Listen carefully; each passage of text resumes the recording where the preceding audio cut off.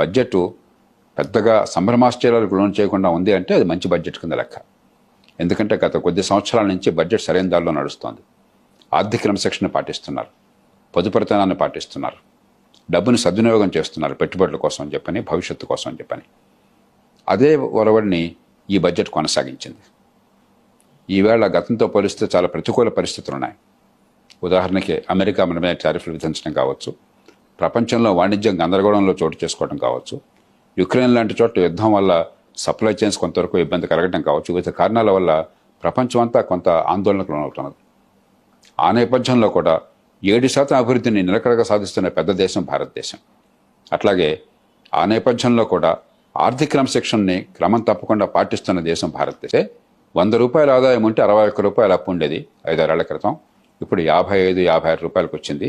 అది క్రమక్రమంగా ఇంకో వచ్చే 4-5 ఏళ్లలో 50 రూపాయలకు పడిపోయేందుకు ఏర్పాట్లు జరుగుతున్నాయి. మళ్ళీ మనసారా అభినందించాలి. ఒక పేద దేశంలో ఇన్ని కష్టాలున్న పరిస్థితుల్లో అటు ప్రజల ఆశలు నెరవేర్చడంతో పాటు ఆర్థిక క్రమశిక్షణ పాటించి అప్పుల భారాన్ని తగ్గించడం అనేది చాలా గణనీయమైన విజయం.